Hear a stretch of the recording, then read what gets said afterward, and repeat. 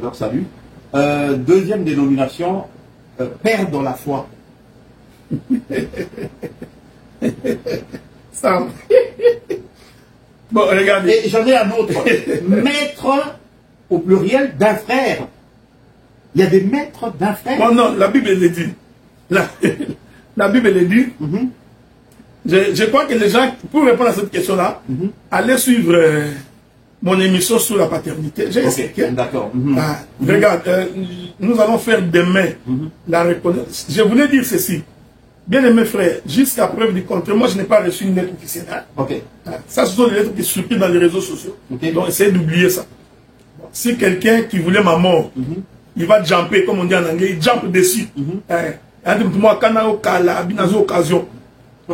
Qu'est-ce que c'est que la... Oui, mais justement, qu'est-ce que c'est que la communauté des saints du monde? La communauté des saints du monde. Tu es membre, toi?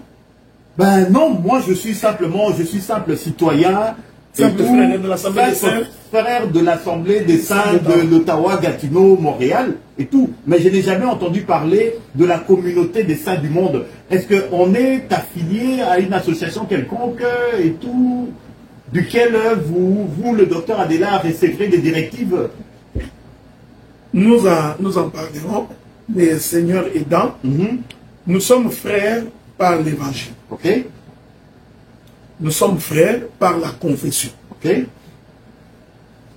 Donc, la vision de l'assemblée, de ce qu'on appelle l'assemblée des saints, de la Bible, c'est très important ce que je dis.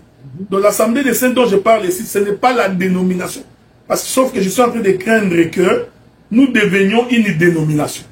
Voilà pourquoi j'ai fait un effort pour que je ne me retrouve pas dans une dénomination.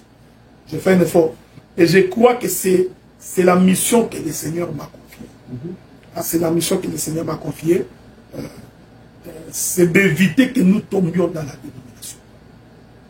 Que nous puissions être des enfants, fils de Dieu, qui craignent Dieu, qui marchent selon la volonté de Dieu, qui ont le respect des Écritures. Que nous ne formions pas une association de prédicateurs qui sont là pour défendre leurs propres intérêts et leurs propres causes, au risque de devenir disciples de Sédéchias. Ça, c'est ce que moi je voudrais éviter. On est frères par l'évangile. Si je débarque en Norvège, je trouve un frère qui prêche comme moi, qui prie comme moi. Un frère qui annonce comme moi. Je vérifie son enseignement. C'est mon frère. Il est de ma communauté. Tu commences à dire, j'ai dit, hein? Donc, cette question de la communauté ne se comprend pas comme une structure organisationnelle avec organigramme, hein? Et dont finalement quelqu'un serait magistère, comme le pape. Ouais, comme quelqu'un, il devient... Bon, vous savez, j'espère qu'ils ne vont pas m'empoisonner. Hein? On fera attention. Je ferai très attention. Voilà pourquoi par précaution, si tu m'invites que je ne viens pas, comprends tout simplement que je prends des dispositions parce que le monde est devenu tellement mauvais, on ne sait pas qui est qui. Donc même si tu veux venir chez moi, si je refuse que tu viennes chez moi, ce n'est pas de mauvaise foi. Je commence vraiment à avoir très peur de qui est qui. Donc aujourd'hui, il suffit qu'on mette de la poudre dans ton verre, tu vas te retrouver de l'autre côté. Même le Seigneur va être étonné. Comment tu es retourné avant? Non, c'est tel prédicateur qui m'a empoisonné. Donc, je voudrais dire que... on était dans la communauté des saints du monde. Oui. C'est-à-dire que il ne faut pas confondre, il ne faut pas que cet évangile ici ne se transforme pas en une dénomination. Avec une structure. Laquelle structure? Parce que quand vous mettez une structure, il faut qu'il y ait les animateurs de cette structure. À ce moment-là, vous mettez les animateurs dans la structure, c'est en fait ce qu'on appelle en sociologie, c'est une expression en sociologie, on dit ça les léviathans. Hein? Ce n'est pas les léviathans de la Bible. C'est-à-dire, vous conférez à quelqu'un le pouvoir de décider sur vous. Tu vois, cette chose n'est pas biblique. Donc, il faut qu'en tant que ministre de la parole, qu'on fasse un effort pour ne pas donner à quelqu'un un pouvoir qu'il ne mérite pas. Donc, les églises des saints de la Bible, elles sont indépendantes en ce qui concerne la gestion. Mais elles sont en relation avec les autres églises sœurs en ce qui concerne l'enseignement. Donc, si par exemple, là où je suis, je me mets sur la chaise, je deviens le visionnaire de l'église, je commence à dire des choses qui ne sont pas dans la Bible, je commence à conduire la Bible selon moi, l'église selon moi, les autres églises sœurs ont donc l'obligation de me faire remarquer que ce que tu fais n'est pas la Bible. Donc, vous ne pouvez me reprocher que par rapport à la Bible. Pas parce que quelqu'un m'a fait une suggestion que je n'ai pas obtempéré. Je ne suis pas un enfant. Vous comprenez ce que j'ai dit? D'autant plus que ce que j'ai fait n'a fait scandale à personne. Excepté quelques-uns pour des raisons de positionnement que je préfère ne pas en parler. Ils se font appeler, il paraît que vous aurez même offensé l'armée de l'Éternel. Ça a été le bouquet quand j'ai vu ça. Vous aurez défié l'armée de l'Éternel. On parle de qui là? De qui? C'est des anges?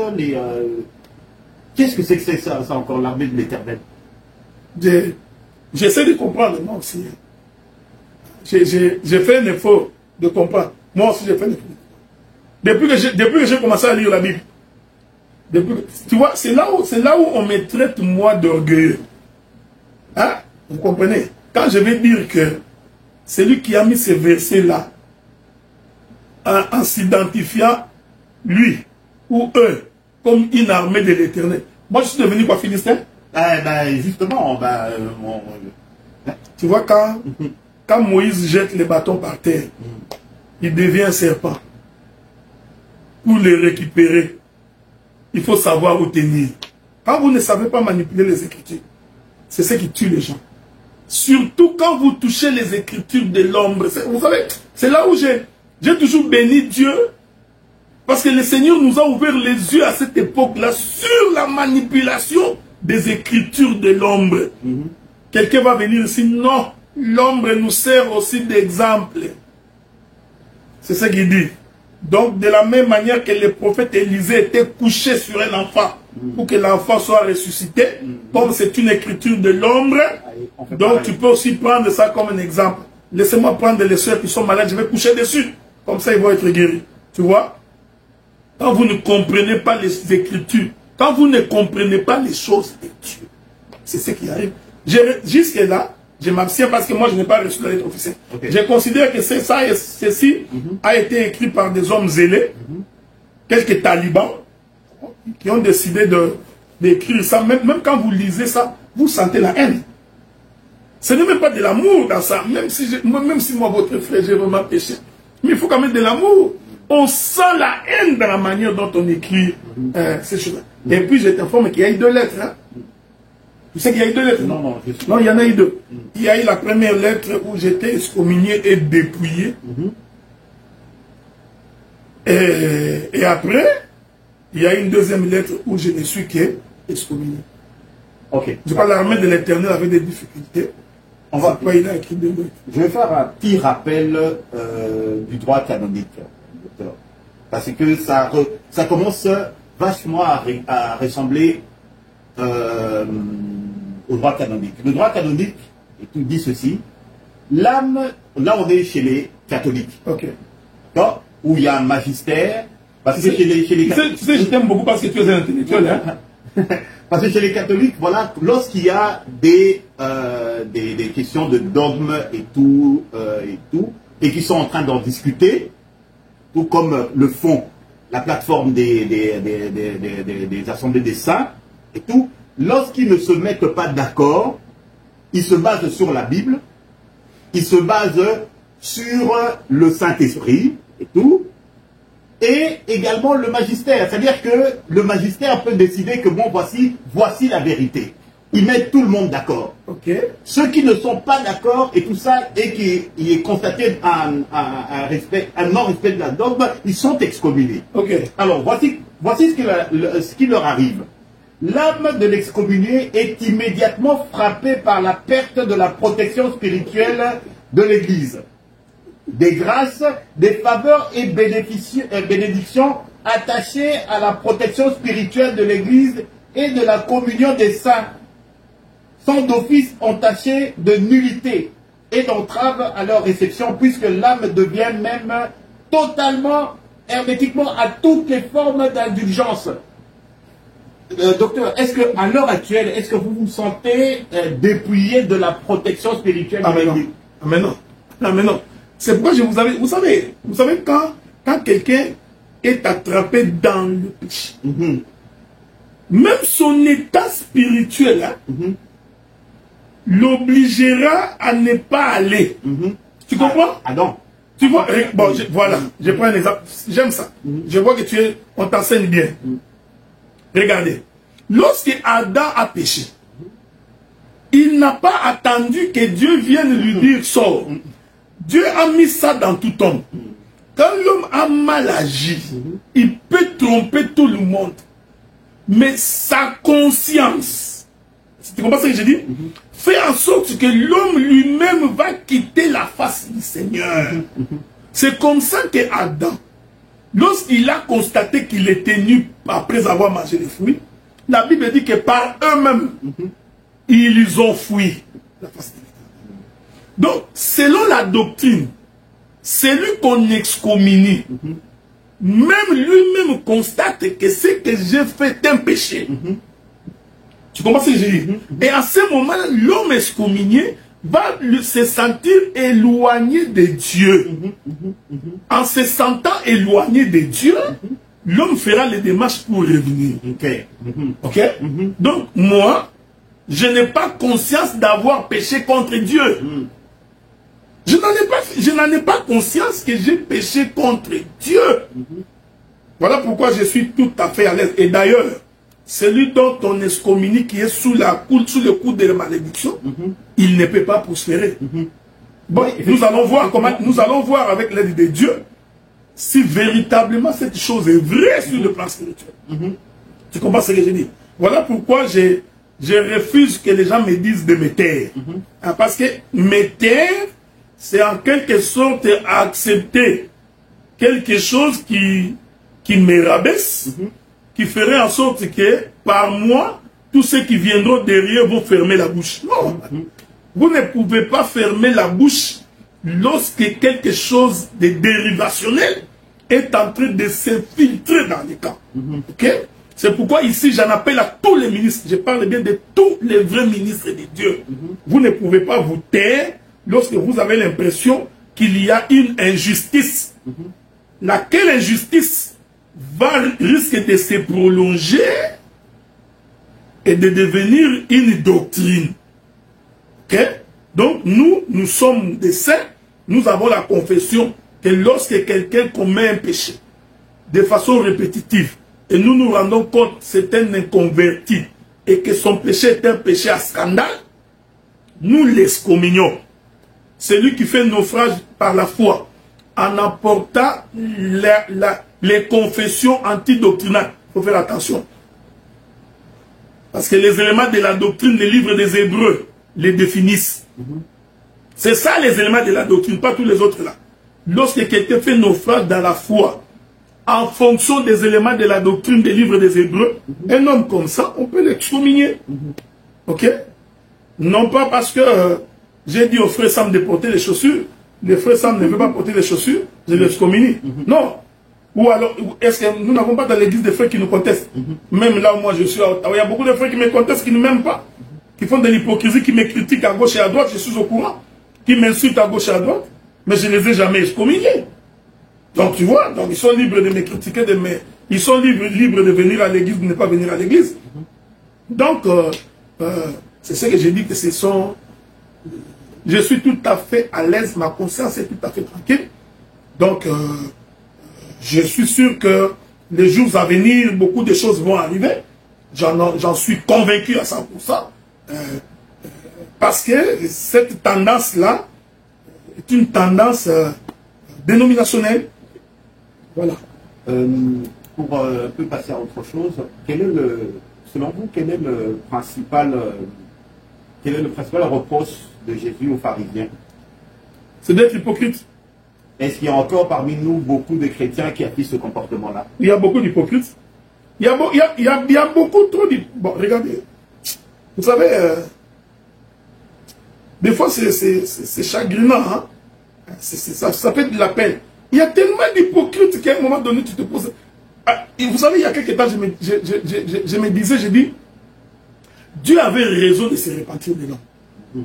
Non, Dieu, il avait raison de dire, je me repens. L'homme est hypocrite, tu n'as aucune idée. Tu verras quelqu'un avec qui tu manges, tu causes, tu n'as rien fait. Mais c'est la même personne qui te critique, qui te calomnie, il est dans ta maison, il sort. Et puis, ce qui est étonnant, les gens qui vont critiquer ailleurs, ils ne savent pas que je suis au courant. Mais je vous informe que je suis au courant. Il y a même des frères que je salue, mais je sais qu'il est entré dans la maison de tel, il a appelé tel frère, il a parlé sur moi. Je sais. Ah bon? Ah ouais, mais moi, je n'ai pas ce tempérament-là de chasser les gens. Je n'en ai pas. Ok? Ils sont iront de... Oh non, non, t'inquiète pas. Quand quelqu'un ne t'aime pas, il ne t'aime pas. Ok?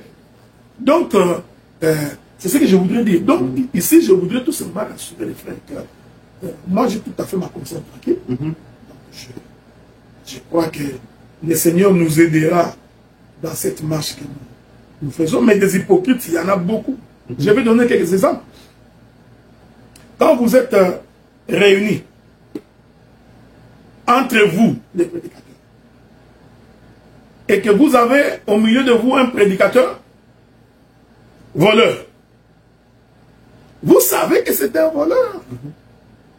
Vous le savez. Mais vous vous cachez la face. Nous avons des prédicateurs qui insultent. Ils insultent dans une prédication. Bon, moi, je ne peux même pas dire combien de fois j'ai été insulté. Ce n'est pas grave. Nous avons des prédicateurs voleurs. Nous en avons des cupides. Des impudiques. Nous en avons beaucoup. Voyez-vous? Ça, ce sont des choses sur lesquelles il faut parler. Pourquoi vous laissez l'essentiel? C'est pourquoi parlons de ces choses-là sérieuses. Des prédicateurs qui sont à la recherche. Je profite, hein, comme j'ai le micro, j'en profite. Écoutez, moi je ne suis pas un prédicateur cupide. Hein. Je suis ce que David avait dit, je ne suis pas riche, je ne suis pas pauvre. Sans vous manquer du respect, nous ne vivons pas la même réalité avec les prédicateurs qui sont outre-mer. Nous qui sommes dans les pays occidentaux, nous ne vivons pas des offrandes et des salaires des serviteurs. Non, nous ne vivons pas de ça. J'ai mis mon doigt à couper si en tant que prédicateur de l'évangile,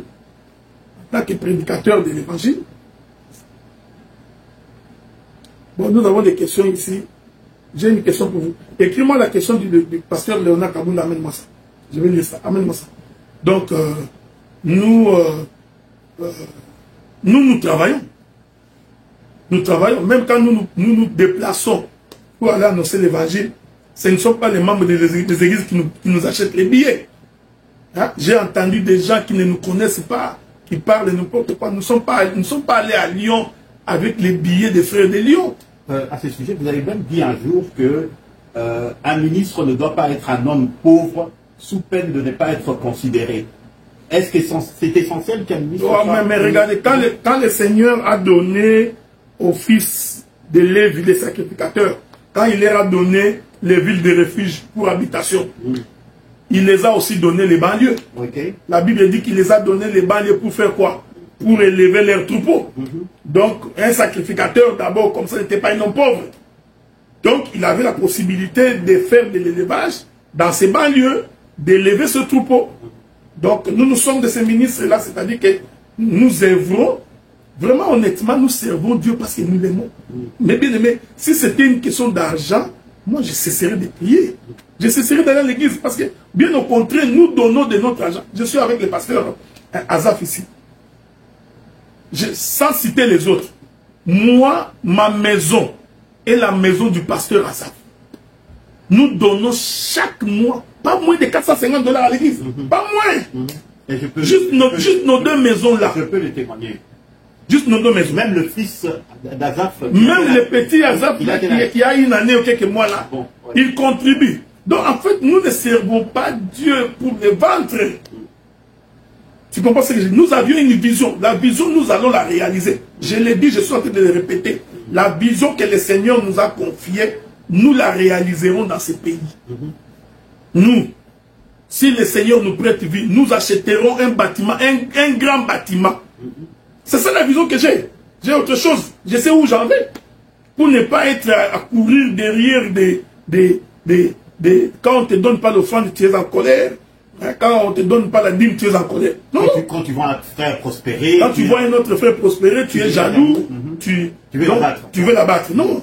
Donc c'est ce que j'ai dit. Nous, honnêtement là, il n'y a aucune gloire à tirer dans ces choses. Aucune gloire. Il n'y a ni argent ni gloire dans cela. Donc vous comprenez ce que j'ai dit. J'ai reçu la question. Bon, comment toi au Canada, Kinshasa, tu es excommunié et toi tu es pasteur international. Comment les nations... Non mais écoutez, c'est ce que je vous ai dit. On ne peut pas m'excommunier. C'est ce que je suis en train de vous dire. On ne peut pas m'excommunier. C'est pourquoi je vous ai dit ici que si je dois être excommunié, c'est mon église locale qui doit m'excommunier. Ça, c'est ça la doctrine. C'est ça la doctrine. Vous ne pouvez pas faire autrement. Donc, tous ceux qui ont appuyé cette décision sont des fanatiques. Ce sont des gens qui ne m'ont jamais aimé. Vous voyez? Donc, les gens qui soutiennent ça, ils n'ont jamais été avec moi. Comment toi, tu es un frère? Pour le salut de ton âme, tu écoutes quelqu'un qui est en Afrique qui te dit quitte là-bas. Et tu prends un gars papa comme toi. Vous avez appelé n'importe où. Vous lui avez appelé Foufou na mbongo poche à moutouté. Quelqu'un t'appelle, il te dit quitte. Piok, piok, piok, au quitter. Non! C'est que tu n'as pas compris pourquoi tu priais. J'ai dit, je répète. Si j'avais commis un péché dans mon église locale, mais mettez-moi à terre, parlez avec moi, convainquez-moi. Mais je vous dis, je me mettrai à côté calmement entre la table. Et je viendrai vous demander pardon parce que j'ai commis un péché en réparant. Non. Quelqu'un, dans sa chambre, au Congo, décide que puisque je n'ai pas écouté son conseil, sa recommandation, je dois être excommunié. Et qui s'est dit membre de l'armée de l'Éternel. C'est pourquoi je vous dis que cette excommuniation-là, tous ceux qui l'appuient, ce sont tous des sous-ministres, ce sont des gens qu'on peut traîner. Vous savez, c'est la pauvreté. Je m'excuse beaucoup de vous le dire. Il y a une question monétaire là-dessus. Oui, il y a une question monétaire là-dessus. Donc, mais acceptez de souffrir, mais défendez la cause de l'évangile. Vous ne pouvez pas déshabiller Saint-Paul pour habiller Saint-Pierre. Vous comprenez l'expression, non? Donc, à notre niveau, dans la trempe où je suis arrivé, si quelqu'un veut m'excommunier, c'est mon église locale. Donc, demain, nous allons faire la main d'association à Azaf. Il va devenir collègue comme moi. Si je commets un péché, même lundi, Azaf peut m'excommunier. Hein? Il va me démontrer, docteur, tu es excommunié. Vous comprenez? Mais vous ne pouvez pas. Parce que, vous savez, ça va être difficile parce que je vais encore quelque part. Je vais encore sortir encore. Parce que j'ai encore quelque chose à faire ailleurs, en dehors du Canada. C'est pourquoi j'avais dit à un frère, il y en a certains qui sont arrivés au Canada ou dans des pays étrangers pour devenir des commerçants. Tu es devenu citoyen français ou citoyen belge, une occasion pour toi de devenir commerçant. Ça, c'est ta mission. Mais moi, je suis devenu Canadien pour circuler le monde. Ok. Ça, je vous informe parce que vous ne le savez pas. Et prêcher l'évangile. Dieu m'a donné la citoyenneté canadienne pour circuler le monde. Et je ne circule pas pour autre chose que pour l'évangile.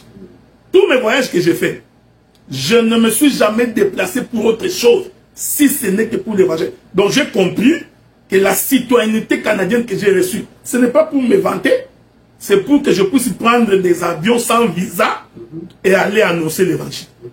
Voyez-vous, nous avons là. Vous perdez votre temps. Marcelo est en train de vous coiffer, il est dans les îles. Vous, au lieu de faire l'œuvre, que l'évangile se propage. Non, regardez comment vous perdez votre temps. On perd de vue l'essentiel. Vous perdez les vies. Donc vous êtes incapable. Les îles ici, les îles. Les gens qui n'ont pas l'évangile sont dans les îles.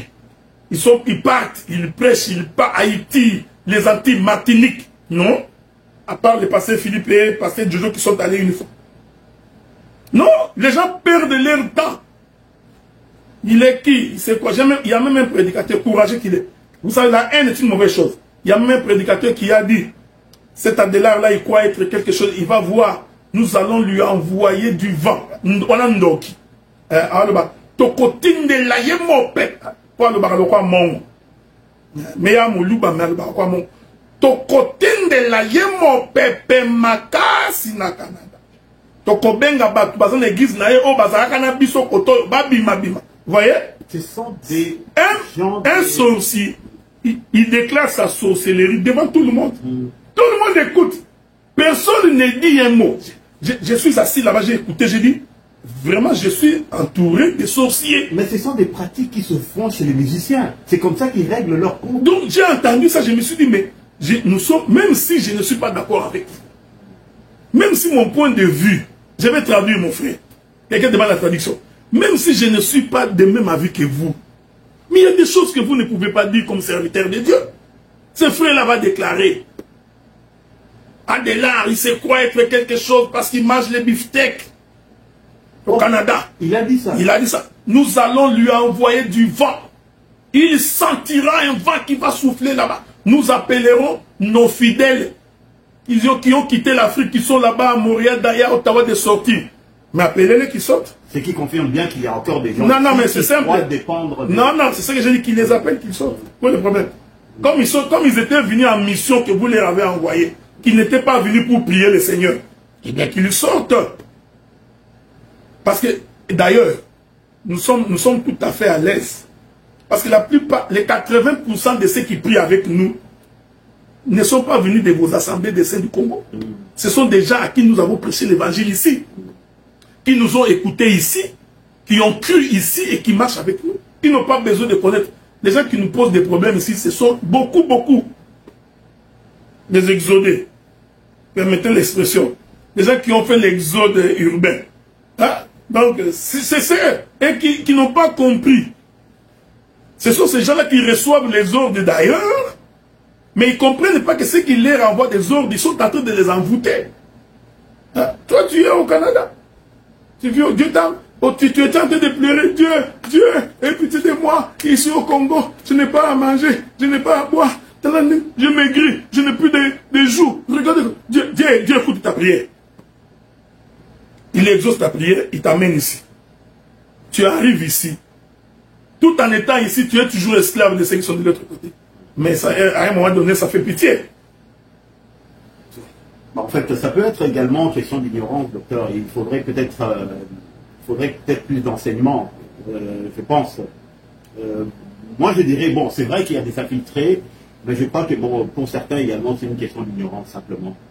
Non, mon bien-aimé, c'est une question de mauvaise foi. Quand quelqu'un, son cœur est mauvais, quand il ne t'aime pas, il ne t'aime pas. Il suffit qu'il y ait une petite occasion, oui, tu sauras. Oui, même David l'a dit. David a dit, les gens qui sont restés loyaux, les personnes qui sont restées loyales à ma personne pendant les moments de difficulté.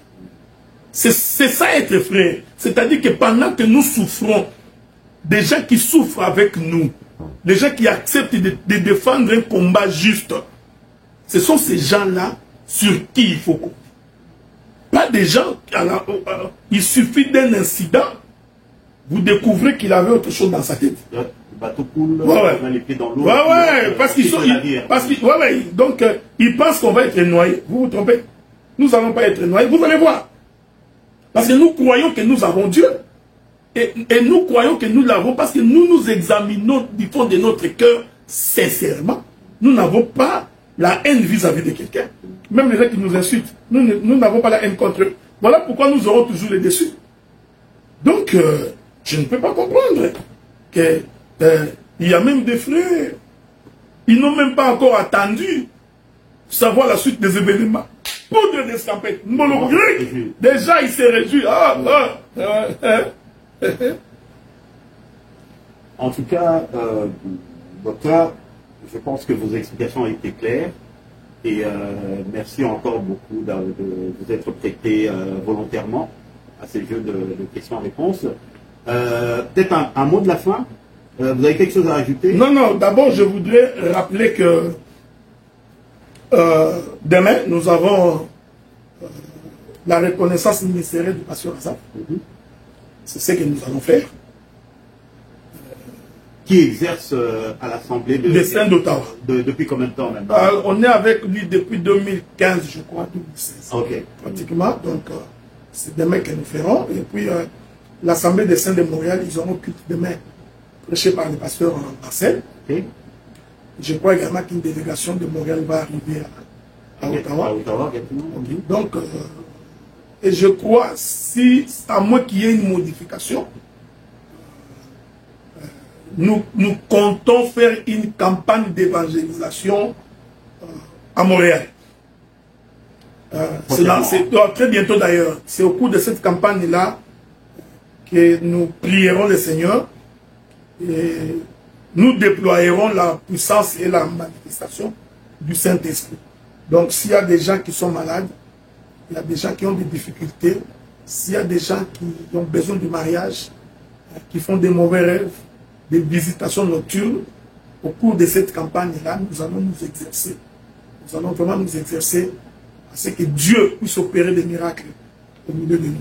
Il est question que nous le fassions les 15 ou les 16. Mais je suis en train de voir la faisabilité, après tout ce qu'il y a eu, que nous puissions renvoyer ça pratiquement vers la fin du mois de juillet, question de nous préparer pour que la chose se passe aussi clairement.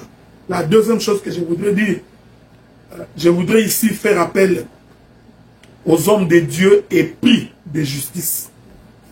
Vous qui craignez Dieu, vous qui servez Dieu en toute sincérité, essayez de ne pas entrer dans un jeu dénominationnel. Et en tant que ministre de Dieu, vous deviez avoir l'esprit d'indépendance. Un ministre ne fait pas des courbettes à un autre ministre de Dieu.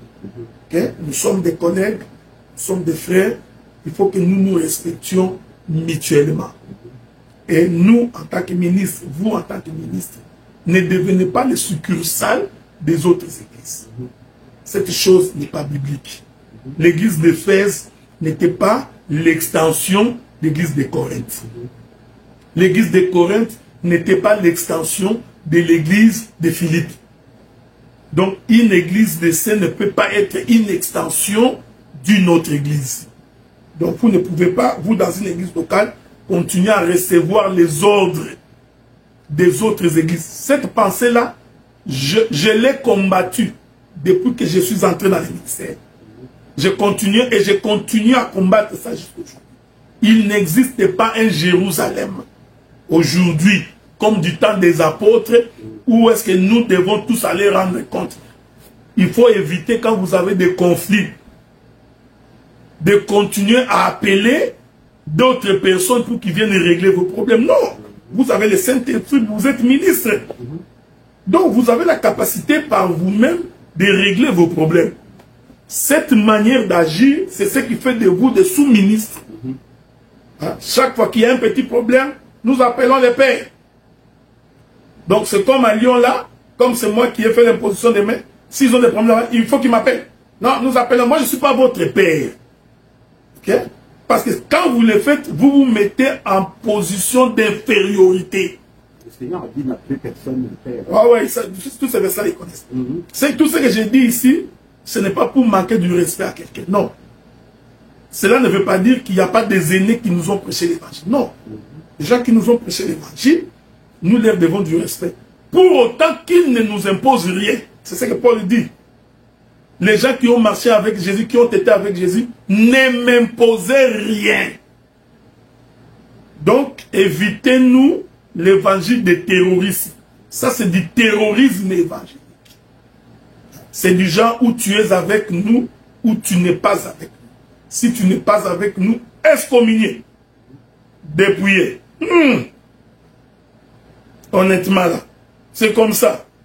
Ça devient un peu, on dit panangou bakaka, bongo. Donc, les hommes indépendants des ministres vrais, j'ai même appris des... Il y en a, vous êtes hypocrites. Combien de ministres ne m'ont-ils pas appelé? Oh docteur, en tout cas nous regrettons, tu sais ce qui se passe dans cette communauté, beaucoup de gens sont mauvais, mais nous on ne peut pas parler. Je vous informe qu'ils sont nombreux. Mais non frère, pourquoi vous ne pouvez pas parler? Combien ils vous payent? Ils vous donnent quel argent? Pourquoi vous ne croyez pas à ces dieux-là qu'il est capable de vous relever? Mettez-vous debout, parlez. Ils ont peur d'être... Vous avez peur de quoi? Il y a même un autre qui a appelé notre prédicateur, il dit, tu vois les problèmes des lions là, ce ne sont pas les frères, c'est les docteurs à dire là. Pourquoi? Pourquoi? Mais il faut dire que ce que vous faites là, c'est pas bon. Ce n'est pas bon. Donc, ici, j'encourage les hommes de Dieu épris de justice de s'élever. Vous ne pouvez pas vous taire. Parce qu'il y a une dérive doctrinale qui est en train de s'installer. Donc, je dis et je répète, les églises dans la diaspora, surtout vous, mes frères de la diaspora, vous qui êtes en Europe, vous qui êtes en Amérique, en Afrique du Sud, en Angola, en Angola, je peux encore, laissons Angola parce qu'ils sont... Donc, oui, en Amérique du Sud, vous n'êtes pas les extensions des églises du Congo, ni les otages de personnes. Ni les otages de personnes. Vous n'êtes pas les extensions des églises d'Angola. Donc, nous n'avions pas été affranchis pour devenir esclaves de quelqu'un. Okay? Donc, si vous considérez que je ne suis pas votre frère, c'est votre droit. Je ne le réclame pas non plus. Si vous décidez que je ne vienne pas prêcher chez vous, c'est votre droit. Donc, logiquement, dans un conflit, une église locale peut prendre la décision que tel prédicateur, tu ne prêcheras pas chez nous. Oui, ça je comprends. Mais excommunier un ministre, tu n'es pas dans la même église que lui. Il n'a même pas commis un péché. Parce que tu as insisté, il ne faut pas faire ça. Lui dit non, moi je ferai. Non, non, il l'a fait. Tu décides que tu vas t'excommunier. Et vous ne terminez pas votre excommunication. Vous appelez des frères pour leur demander de me chasser. Hein? Donc quand il va venir là-bas chasser les. Donc vous créez la rébellion. Est-ce que vous avez Dieu vraiment? Ok? Donc, vous appelez, vous dites non, s'il vient là-bas chasser. Tout en ignorant comment nous nous sommes battus pour que ces gens viennent au Seigneur. Vous ignorez les rapports que nous avons avec ces gens-là. Et vous décidez, vous pensez qu'on va vous écouter pour ça. Ils ont l'enseignement que si j'ai commis un péché, ils me parleront. Mais pour une chose comme ça, je crois que ce n'est pas une bonne chose. Donc je voudrais ici rassurer les bien-aimés frères et sœurs que nous sommes là. Nous continuons à servir le Seigneur. Pour moi, que cette lettre-là soit écrite ou pas, ça ne change absolument rien. Ça allait être ça justement ma dernière question. Parce que vous avez commencé par dire... moi, Adela, ministre, selon la volonté de Dieu, d'accord? Et nous savons que vous êtes ministre des assemblées qu'on a citées ici. Et je suis rassuré.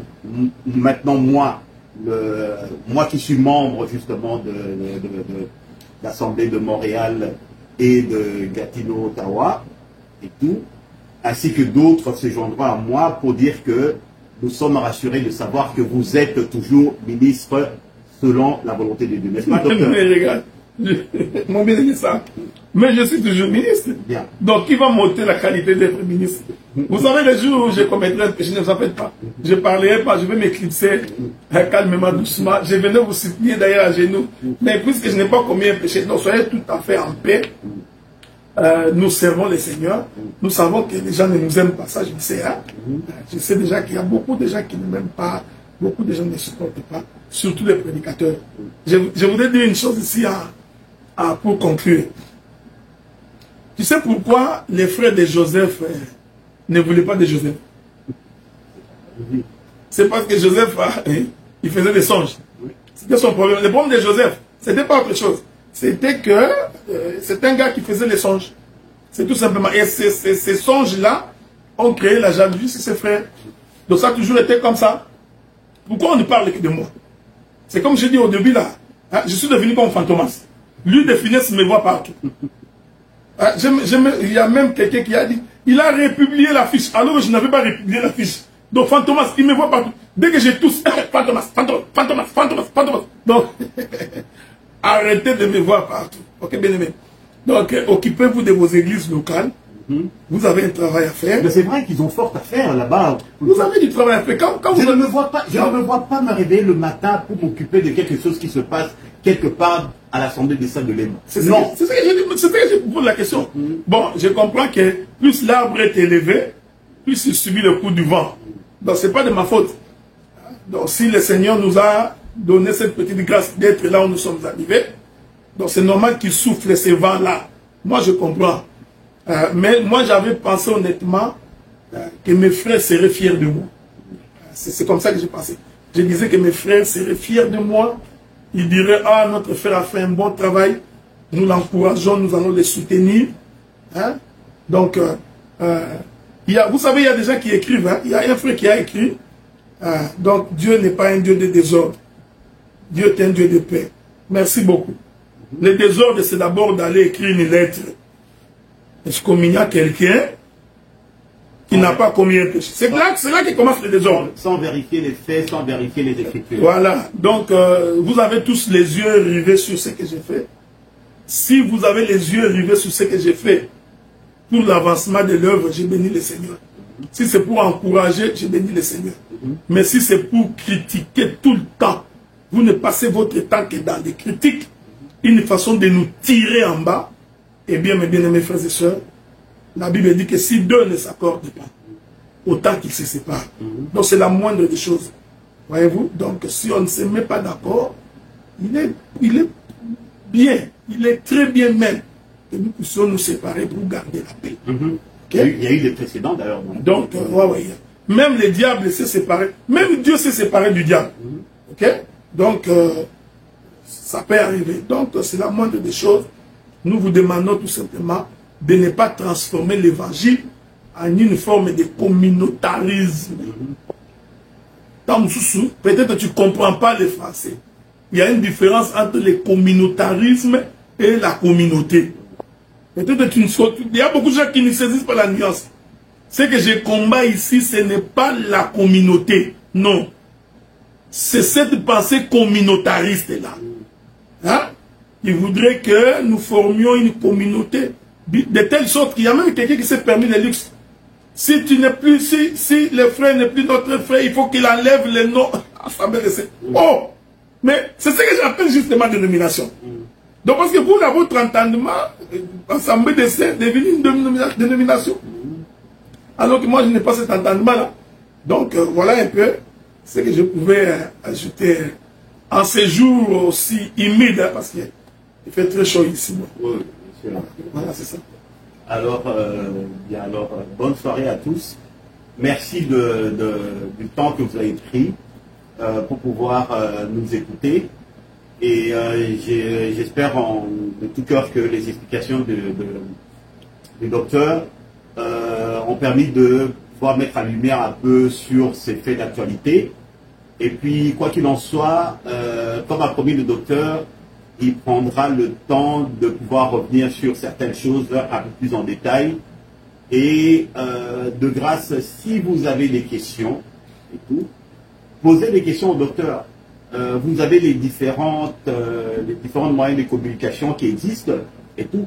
Posez les questions au docteur, mais avant d'aller dans les ondes, sur les ondes et commencer à vous exclamer et à dire des choses qui vont à un moment ou à un autre, parce que ne vous inquiétez pas, tout ce qu'on dit est consigné quelque part et vérifié. Il y a des gens qui sont là pour vérifier. Même les bêtises qu'on dit sont vérifiées. Il y a des personnes qui sont à l'affût de l'information qui peuvent vérifier. Alors, avant de parler et tout, moi je dirais plutôt aller vérifier les faits, aller vérifier les écritures. Alors, sur ces, bonne soirée, docteur. À bientôt et puis bonne chance. Ah ouais, non, j'ai sali l'armée de l'Éternel. Ça, c'était le petit... Non, ça va finir. Donc, voilà. Que Dieu vous bénisse. Donc,